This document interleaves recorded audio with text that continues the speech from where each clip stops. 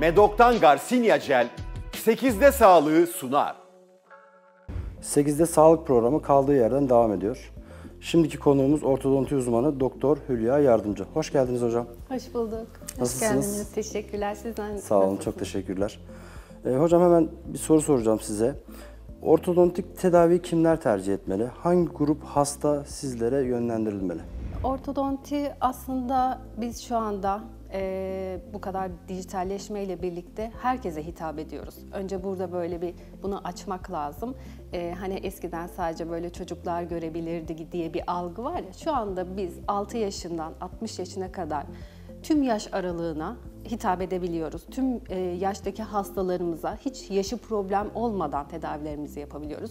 O yüzden ben de hep şöyle söylüyorum aslında hastalarıma, lütfen bir diş hekimine gittiğiniz zaman eğer bir çapraşıklık şikayetiniz varsa, bir boşlukla ilgili bir şikayetiniz ya da çenelerinizle ilgili bir şikayetiniz varsa mutlaka bir ortodontiste de muayene olun. Olmalısınız. Hiç şikayetiniz olmasa bile muayene olun. Çünkü aslında farkında olmadığınız bir problem, sizin bilmediğiniz bir problemi biz işte belki hiç dolgu yapmadan, protez yapmadan, dişlerinizin o sağlıklı dokusuna dokunmadan, dişlerinize zarar vermeden bir protez yaptırmak yerine ortodontik tedaviyle organik bir tedavi sunabiliriz sizlere diyorum. Ki ortodontik tedavinin de bence en güzel tarafı bu.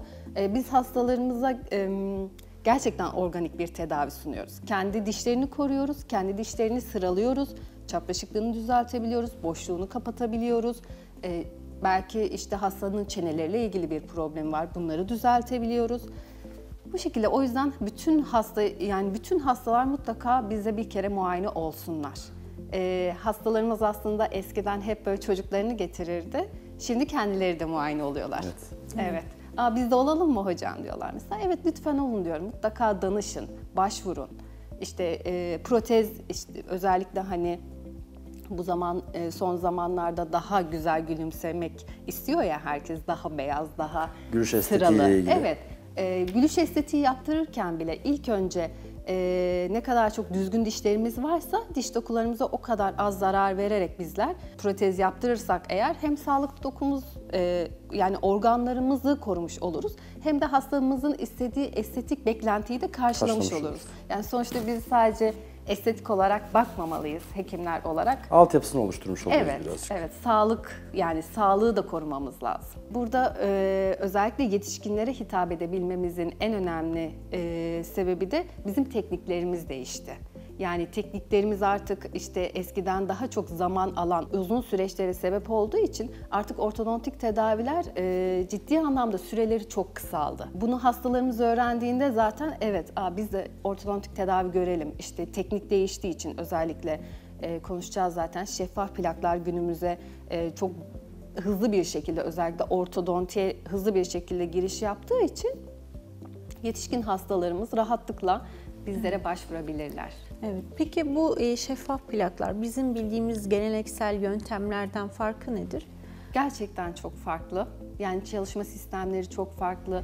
Bir kere işte dediğim gibi yetişkin hastalar eskiden neden tedavi olmak istemiyorlardı? Zamandan dolayı. Evet. Şimdi şeffaf plaklar tamamen dijital bir iş akışıyla yapıldığı için işte hareketler hep bunların hepsi bu aşamalandırmaların hepsi çok kontrollü gidiyor.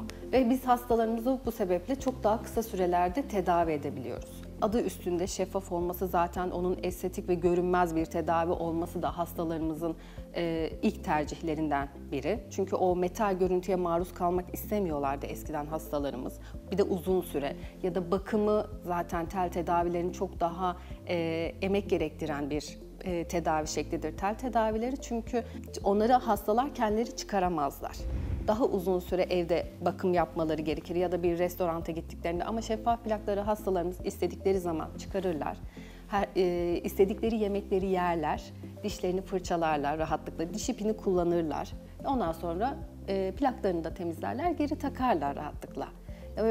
Yani tedavilerine aksayacak herhangi bir durum yoktur. Son derece konforlu diyoruz o zaman. Evet, konforlu. Zaten kişiye özel yapılıyor bu plaklar. Evet. İşte bu geleneksel yöntemlerde özellikle çocuklarda çok sık duyarsınız. Yumuşak doku tahrişi olur, acıması, batması, çıkması olur. Böyle durumlar şeffaf plaklarda görmüyoruz. Tamamen size uyumlu, pürüzsüz bir şekilde yapılıyor çünkü bunlar. Bu da çok ciddi bir avantaj.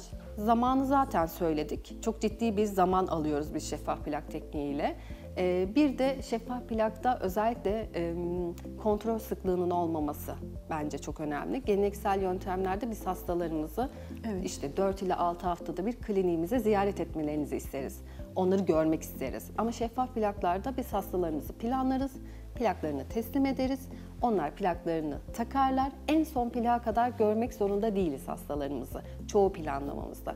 Uzaktan gelip giden hastalarımız ya da yurt dışı hastalarımıza bu açıdan ciddi bir avantaj sağlıyoruz. Yani hasta hekim arasındaki o ilişki diyaloğa bağlı. Evet. Bu hastanın sosyal hayatı için de zaten çok ciddi bir avantaj. Bize ekstra bir zaman ayırmak zorunda kalmıyor. Bu şekilde şeffaf plaklar güzel bu açıdan. Şeffaf plakları biraz konuşacağız. Aslında ben size soracaktım bunların faydaları var mı, avantajları ne diye ama siz hepsini açıkladınız. Peki şeffaf plakın dezavantajı var mı? Bu birinci sorum. Bir diğer sorum da şeffaf plak kişiye özel bir üretim muhtemelen.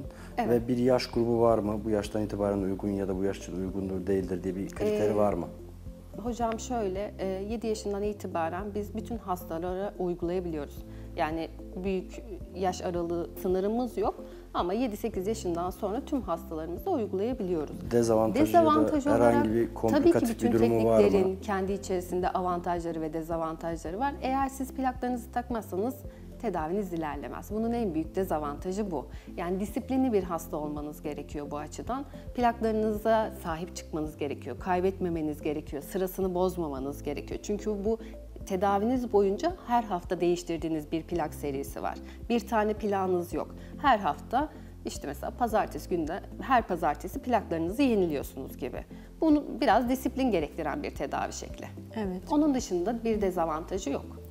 Peki günümüz teknolojisini ortodontiye nasıl bir entegre ediyorsunuz? Özellikle işte teknolojinin ortodontiye entegrasyonu ile birlikte aslında bizim tedavilerimiz biraz önce de bahsettiğim gibi çok hızlandı, çok konforlu hale geldi. Çok da etkili olmaya başladı. Teknoloji deyince zaten aslında şunlardan konuşulabilir. Kliniklerimizde bizler artık işte geleneksel görüntüleme teknikleri yerine dijital görüntüleme teknikleri kullanıyoruz. Bunlar da işte hastalarımızın hem daha az radyasyona maruz kalmasına hem de görüntüleri aynı anda elde edebiliyoruz. Zaman açısından yine çok önemli bir konu. 3 boyutlu görüntüleme cihazlarını kullanabiliyoruz.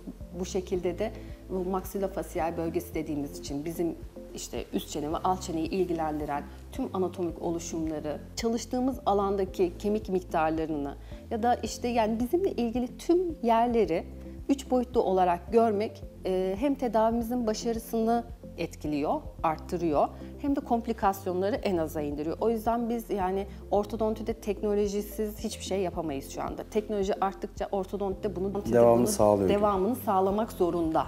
Ya da işte şu an kliniklerde birçok klinikte intraoral tarama cihazları var. Bunlar işte hastaların ağız içlerini tarayan, dijital olarak tarayan cihazlardır. Yapay zeka gibi.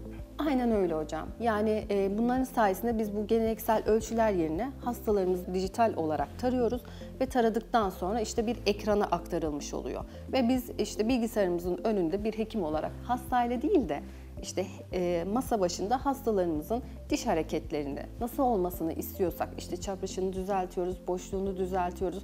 Bunları böyle diş hareketi aşamalarını simüle eden yazılımlar da var. Bu şekilde yapay zekalar. Bunların sıralamasını yapıyoruz. Burada önemli olan şu da var. Mesela geleneksel yöntemlerde biz hastalarımızın tedavi sonunda nasıl olacağını gösteremiyorduk. Ama teknoloji ya da yapay zeka ya da işte dijitalleşme ile birlikte biz hastalarımıza artık tedaviye karar verdikleri andan itibaren tedavinin sonunda ne olacağını, ne kadar sürede o noktaya geleceğimizi bunlarla ilgili net bilgileri söyleyebiliyoruz. Biz eskiden hastalarımızda zamanla ilgili ne zaman bitecek hocam sorusu ortodontinin herhalde bir ortodontistin hiç sevmediği bir sorudur. Çünkü hiç kimse bilmiyor bunu. 1 yıl deriz, 2 yıl deriz ama plaklarla tedavi olan hastalarımız işte kaç haftalık plağı varsa tedavinin kaç hafta süreceğini biliyordur. O yüzden biz dijitalleşmeden kaçamayız. ya da yapay zekalardan kaçamayız. Çok ciddi anlamda bununla ilgili tüm klinikler zaten işte yapay zeka kullanır hale geldi. İşte özellikle mesela hastaların da en çok merak ettiği konu hani hocam işte bu şeffaf plaklar dişlerimizi düzeltecek güce, kuvvete sahip mi gibi. İlk zamanlarda bizler işte böyle çok basit vakaları, yani bizim hocalarımız inanmıyorlar bu arada hala. Çok basit vakaları planlamışlar, onları yapmışlar. Ama şimdi gerçekten bu yapay zekanın da aracılığıyla birlikte o diş hareketi en kısa zamanda nasıl hareket ettirilir hesaplayıp bu şekilde planlamalar yapıyoruz. Evet, peki şimdi şöyle bir soru geliyor o zaman aklıma. Şeffaf plak kullanıldı, tedavi oldu, istenilen görüntüye kavuştu. Evet. Sonrasında tekrardan dişlerde bir bozulma olabiliyor mu? Yani Olabilir. tekrar bir kayma olabiliyor mu? Olabilir. Ya da olmaması için ne yapmalıyız? Ya da Olmaması için biz arkadan, alttan ve üstten böyle ön dişlerimize retainer dediğimiz koruyucu teller takıyoruz. Kimsenin görmediği. Sürekli kalacak olan. Evet, sürekli kalacak. Temizliğini yapacak hastamız. Kontrollerine gelecek. Hatta onun üzerine de gece plağı veriyoruz bir süre. Yani yoksa bozulur. Güzel, evet. Evet, bozulur. Tamam. Yani onun bir retansiyon dönemi var. Zaten bizim vücudumuzdaki her şey zamanla değişime odaklı olduğu için biz onu korumak zorundayız. Yapay zekanın ortodontiye etkilerinden biraz bahsettiniz ama etkileri pozitiflik yönünde artan bir düzeyde mi yapay zekanın? Kesinlikle. Daha yeni Kesinlikle gelişmeler hocam. ya da bizim bilmediğimiz teknolojiler şu an entegre olmuş durumda mı ortodontiye? Tabii biz işte özellikle bu hastalarımızın tedavi planlamasında kullanıyoruz hocam. Onda da dediğim gibi işte daha kısa sürede zor diş hareketini daha kısa sürede nasıl yaparızı hep bunun peşinde olduğumuz için yapay zekalardan buradan ciddi anlamda faydalanıyoruz. Ya da işte hastalarımızın belki veri analizlerinde, işte sınıflandırmada, o problemde en çok nasıl tedavi edilmiş dünya üzerinde, bu istatistiklere zaten bunlardan çok rahat ulaşabiliyoruz. Yani daha kısa sürede tedavi yapmamızı sağlayan bir bilgisayar sistemi, bir teknolojisi. Bu açıdan evet. Pozitif, yani çok ciddi İnanılmaz anlamda bir... entegre olmuş durumda. Evet, evet. Peki şimdi geleneksel yöntemlerde telde evet evde bir bakımlarını anlatıyorsunuz. Evet. İşte arayüzler vesaireler Evet, var. Biraz evet, daha zor bir evet. süreç. Şimdi bu şeffaf plaklarda çıkartılabildiği için evet dişler temizleniyor ama plakta hijyeni sağlamak için onun için bir öneri var mıdır? Ya da yapılması, dikkat edilmesi gereken bir şey var mıdır? Tabii ki. Yemek, zaten plaklarımızla birlikte yemek yemiyoruz. Böyle ufak bir şeyler içebilirler, soğuk sıcak. Bunda bir sıkıntı yok. Ama çok bir şey yemelerini istemiyorum ben açıkçası. Onun dışında dişlerini diş fırçası ve macunuyla fırçaladıktan sonra ben plaklarını da Onlar da fırçalı. aynı şekilde temizlemelerini istiyorum. Soğuk suda yıkamalarını istiyorum. Ya da işte bunun için eczanelerde temizleyici kapsüller de var. Ama bunun en pratiği, ben de bununla tedavi oluyorum. Bunun en pratiği kendi fırçamızı ve macunumuzu temizlemektir. Onun dışında ekstra bir şeye gerek yok. Çok çok teşekkürler hocam. Teşekkür Rica ederim. ediyoruz. Bugün ortodonti uzmanı Doktor Hülya Yardımcı'yı misafir ettik. Değerli bilginiz için çok çok teşekkürler. Ben teşekkür ederim. 8'de Sağlık programı devam ediyor. Medok'tan Garcinia Jel 8'de sağlığı sundu.